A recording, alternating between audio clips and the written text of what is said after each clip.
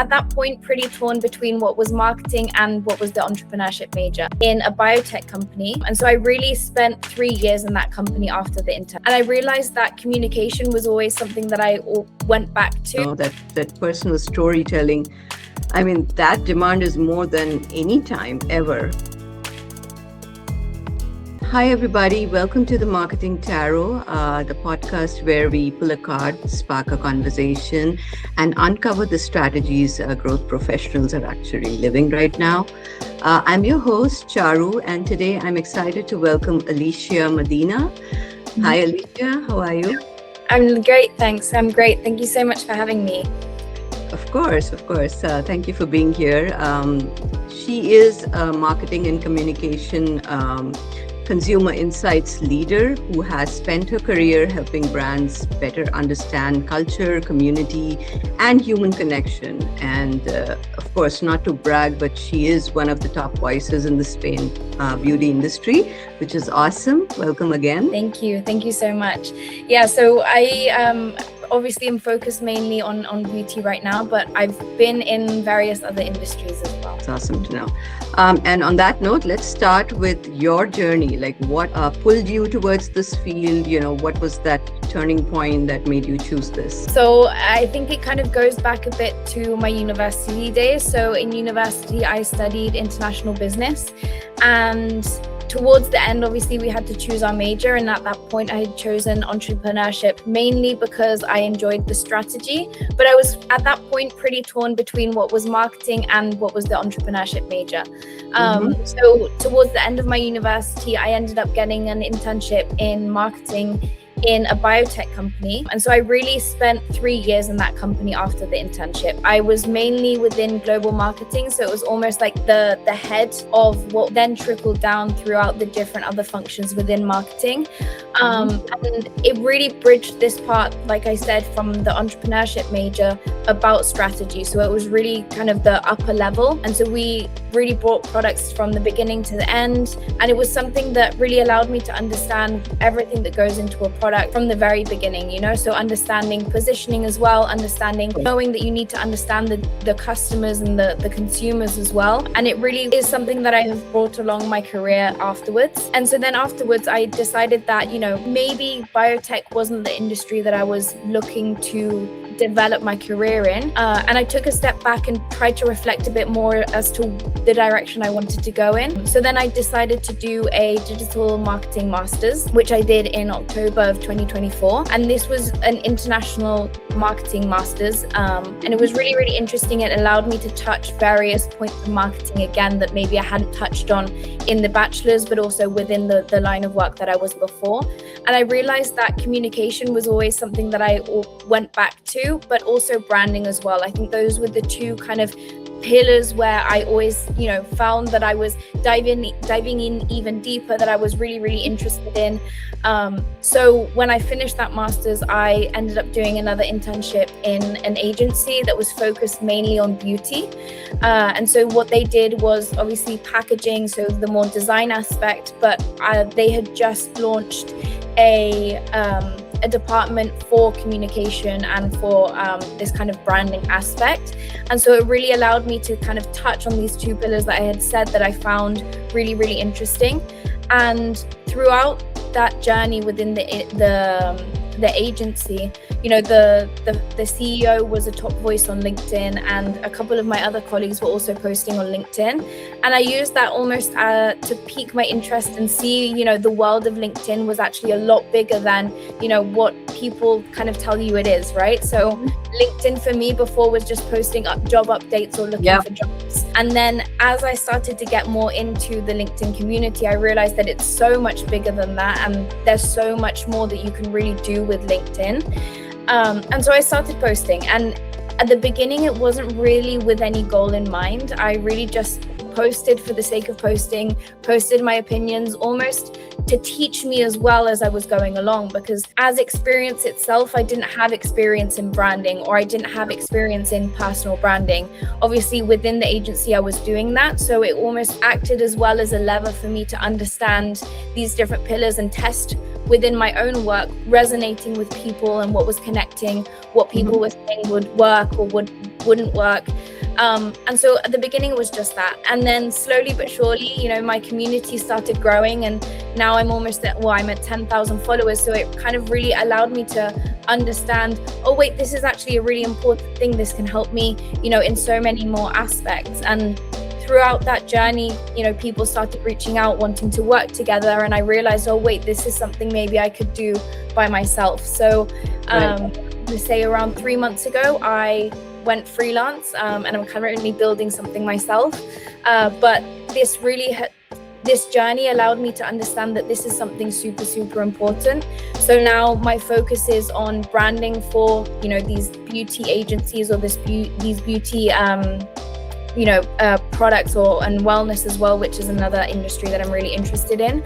But also because now we're seeing the emergence of these founder-led brands or smaller brands, I think it's important to also trickle in this kind of personal branding aspect into it as well. So I really like to focus on kind of these businesses or these brands that are smaller, that have these founders where this brand almost comes from this need from the founder, right? So we see a lot of brands emerge because a founder had this problem and they found a product, or they made a product that solved this problem they were having, and they just happened to commercialize it. And so I really like to work with founders in that space, whether it's helping them with the narrative for the brand, which I think is super important nowadays, especially to stand out across, in this saturated market where there's 10 products which do exactly the same thing. You need to stand out in some way.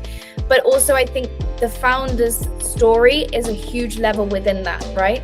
And so that's what I really like to focus on, specifically also on LinkedIn, because I realized how much of a lever it really is. Yeah, that's wonderful. And it's funny you say that, because we are in the age of AI, right? And I think the need for that personal human touch, that personal storytelling, I mean, that demand is more than any time ever, I would say. So you can see how this is becoming more and more important to add or to improve your personal branding and bring it forward, than any time before AI, I would say. So tell me, I mean, I think my next question was what you are currently, working on, and, what is your, maybe you can say, immediate goals. So is there something that you would like to elaborate on that? So, I mean, if I'm looking at, my goals, let's say until the end of the year, because obviously things change constantly, who knows where you're going to be in 3 months. But I really want to make this bigger than just me. I think that I'm so passionate about personal branding and branding as a whole, especially in beauty. I think it's a market where, personal branding hasn't been as touched as maybe other markets. You see so many beauty spaces talking about LinkedIn personal branding, maybe not so much D2C or B2C. So I really want to focus on that, but I want to make it bigger than just me. So the goal is to kind of build this agency in this studio where we can help as many founders as possible, because unfortunately as one person, you can only go so far. So really building this agency that can help as many people as possible. Got it. So tell me, just a follow-up question on that. Does a founder need to be special in order to, sort of bring his personal branding forward or become known on a platform like LinkedIn? Is there some specific skill that he or she needs? I think everybody is special. Everybody has this one thing that makes them special, that makes them unique, and that's your superpower. At the end of the day, you don't have to have the craziest story. You don't have to have the craziest career. You just have to have something that's unique to you, and that is your superpower, and that's what you can lead from. I think that, we're in a world where everybody thinks they need to have this huge career behind them, where jobs are looking for people with tens of years of experience for a junior role.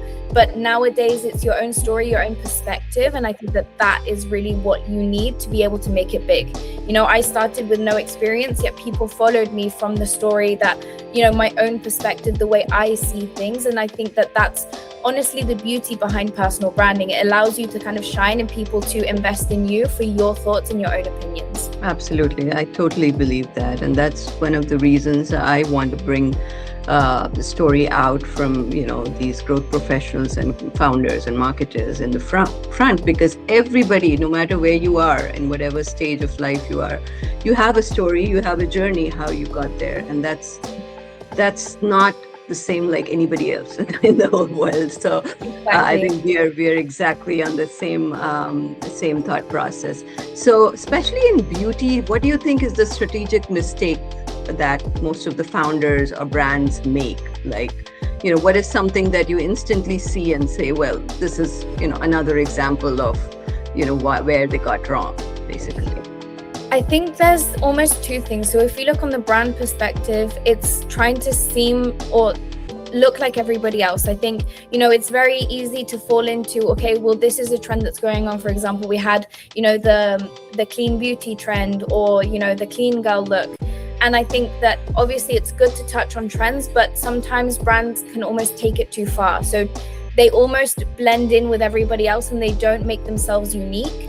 I think obviously it's good to still make sure that you connect with mass, but there has to be one differentiator. And I feel like sometimes it's so easy to be like, I want to make sure that everybody loves our product, but almost blend in with everyone. So it's really making sure that you stand out. I think that a lot of brands tend to kind of miss in that sense. And then if we look at personal branding, I think if we look, for example, on B2B, well, in general, it's about positioning. But if I really want to hone in on, for example, these B2C brands. Sure.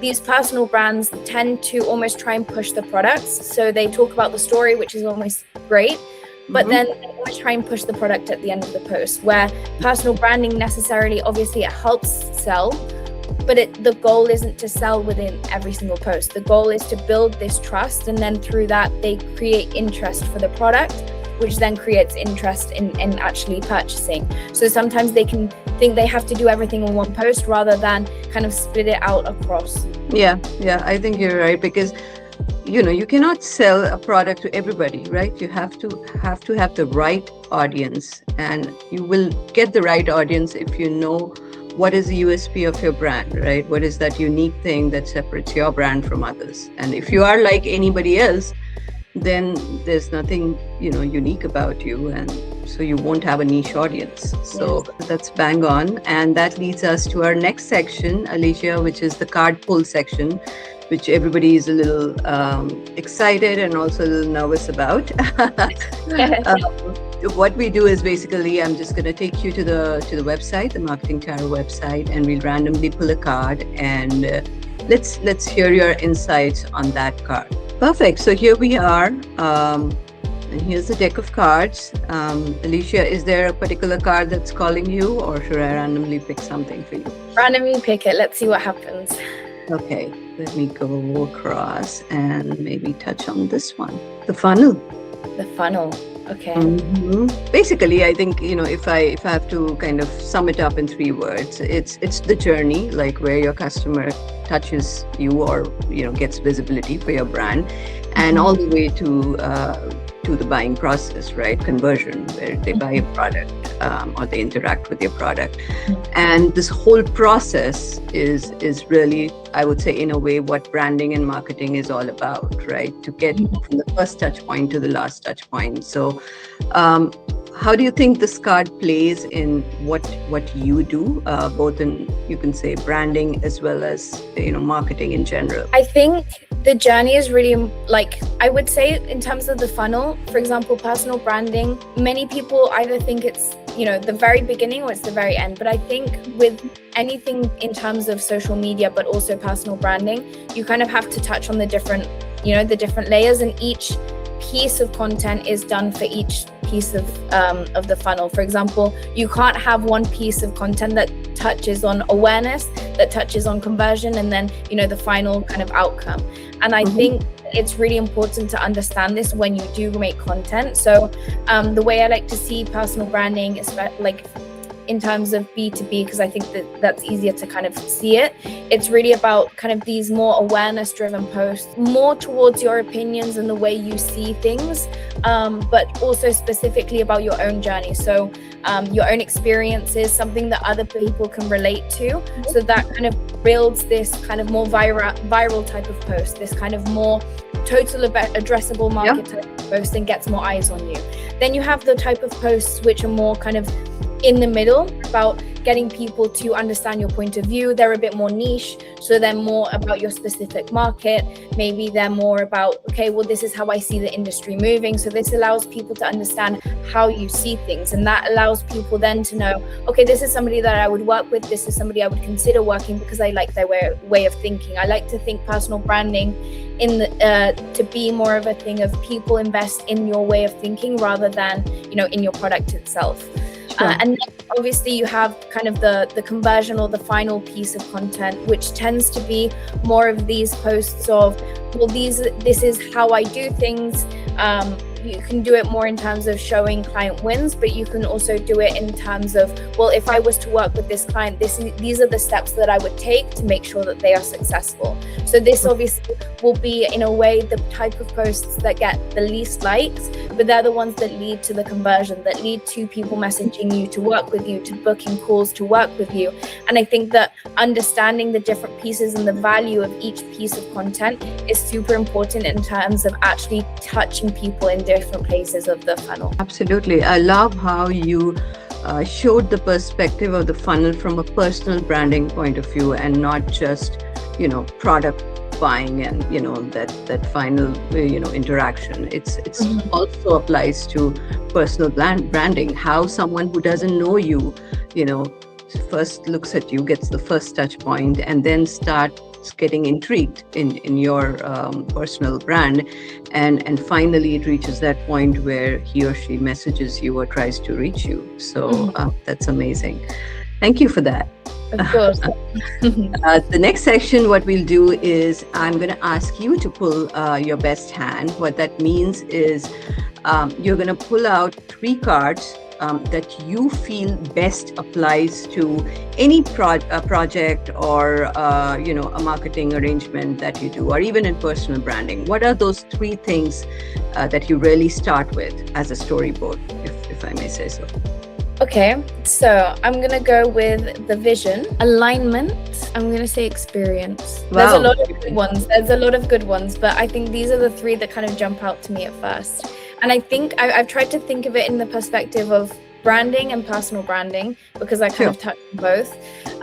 So vision is more about kind of really understanding because I work with founders, the founder's vision, whether it's for their personal brand, whether it's for the brand itself. It's really about getting into the nitty gritty and really understanding everything. And that's almost where experience comes in as well, because like I said, I find like a lot of brands or product brands tend to come from the founder's own experience and their own lived problems and experiences, and that kind of feeds into the brand. So understanding the long-term vision is super important, because that allows you to understand how you're actually going to show up, but also the experience itself helps shape the way it's going to evolve in the story itself. So I feel like the vision is more about how we show up, what's going to show and be said, but the experience is what kind of is the foundation that is going to be visible to everybody else. Yeah. And the alignment for me is super important. I really like to take my time with every single founder to get to know absolutely everything. If that means 3 sessions, that means 3 sessions. If that means 1 session, that means 1 session. But I'd rather spend 3 hours getting to know every single piece and every single touch point than having to go back and forth constantly. I feel like making sure that you're aligned from the get-go is super, super, super important, and it allows there to be no friction throughout. And for me, that's like one of the most important pieces. That's amazing. Do you maybe have an example or have come across a situation where maybe a founder is not sure of the vision, and then you get into a discussion and maybe clarify that, and there's more clarity at the end of the session that what is expected and what is the experience, and alignment of course is something that you do once you interact with them. But have you come across somewhere, because I have, sometimes they know what the vision is, but that's not actually the vision at the end of the day. It just comes out in the conversation. So for me, I've worked with a couple of founders who, for example, are I've worked with 2 types. I've worked with some who maybe are very good at explaining, the emotional storytelling behind a brand. I think that, I feel like there are consumers who are in the middle, who like the functional benefits and look at, a brand and say, well, this have these specific things, I'm going to go with this brand. And then there's also these consumers who look more towards the emotional. I feel like there's more consumers in terms of emotional, right? So there's founders who are really good at explaining the emotional storytelling, and that they find it harder to touch more on the functional. There's not as many of those. There's more who know all the functional benefits of their product. And then when it comes to translating this emotional aspect, they struggle a lot.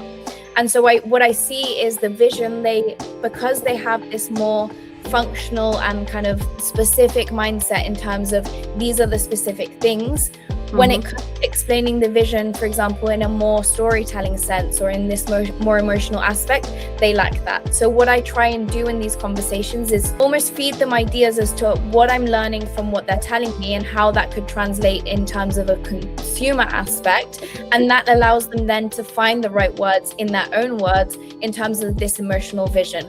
Obviously, it's not going to be 100% there, but it's 50 or 60% closer to what we would need than right at the beginning. And I think that also is super important as well. Yeah, I think it's an eye-opener in a way. So that's amazing. And where does AI, Alicia, play a role in all of this? Like, where do you use AI in this whole experience of personal branding and marketing? So for me, I like to use AI almost to organize my thoughts. I think I'm somebody who is really good. I have so many thoughts in my head, so I like to kind of speak it out. What I use is dictation a lot of the time with AI. And I use it mainly to organize everything that I have so that it's easier to see. But also, for example, if we look at personal branding, it tends to be more in terms of organizing a bit the posts. So usually what I'll do is I'll do a first draft, or if I'm short on time that day, then I'll dictate the post in the way that I say it, and then from there I just organize it. But I don't like to rely too much on AI. I like to use it to learn and to expand my thinking rather than to use it as somebody who does things for me, because I think that if you don't understand and learn the skill yourself, you're not going to be able to give that to somebody else, right? So I need to make sure that I understand every step in the way of doing things. And sometimes, unfortunately, that means taking 3 hours to do something when you know that AI could do it in 10. Yeah. And AI also works, based on the input you provide. So if you have the right input, it's going to give you, better looking outputs and vice versa.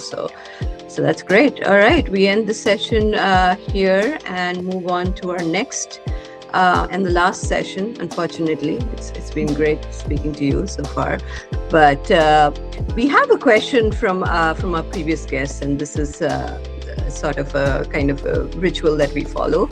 And our previous guest was a performance marketer in Google, and he had a question about paid campaigns in general and wanted to know why results are not consistent from these paid campaigns, at least within the timeline of a week or 10 days in terms of ROI.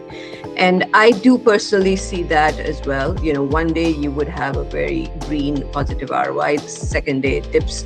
Of course, there's a learning phase, in the first 2 to 3 days, but it's still not consistent, when you look at a stretch of, say, a week or 10 days. Any insights into that? So obviously I'm not an expert in this phase, like we have kind of discussed, but I would say it does in a way come down to this learning phase, right? So because you might have the target audience down, for example, if we look from one campaign to another, the target audience might be well defined between the two, but it doesn't really tell you about the audience that is actually going to convert. And so I think the algorithm needs this time, whether it's 2 to 3 days or a week, to actually understand what's converting and what's not. So that's maybe why you have one day which is super high converting, because the algorithm understands that these are the people converting, but maybe the next day it's testing another subset of people, and then it's realizing that these aren't converting, and that's why the ROI is lower. So I think obviously 2 to 3 days, it would be ideal if after that it worked perfectly, but sometimes it needs a bit more time. And I think algorithms right now are testing so many different variables where 2 to 3 days maybe isn't enough, and you need that full week or those 10 days to really understand. And that's why after that it kind of takes off. Yeah, and it could also be the targeting, right? Maybe you have a very broad target, maybe you haven't really, got that niche criteria for your audience. So something like that could also impact it. Okay, very good. And on that note, I do want to ask you if you have a question or a comment that you would like to know from the marketing branding community, as a question for our next guest. Yes. So if you had a personal brand or a company brand, which one would you invest in for the next 12 months and why? I'm going to ask myself that question and think about it. So just to reframe it, if you had to invest in either your personal branding or your company or your product branding, right? Yeah. What would be the first investment that you would do? Yes. It's an either or question. Very interesting. Very interesting. I am going to ask that to my next guest and let you know what he or she says. But this has been awesome. I just feel like we've just spoken for like 2-3 minutes and it's already more than 30. It's gone so fast. Yes. So again, thank you. Thank you for doing this, Alicia. I'm glad we got to speak, and all the best for everything in the future. Keep growing your brand, and all the very best. Yes, thank you so much for having me, and we'll speak soon. I'm super excited to kind of see how your podcast grows and how everything evolves. Thank you so much. Bye. Bye.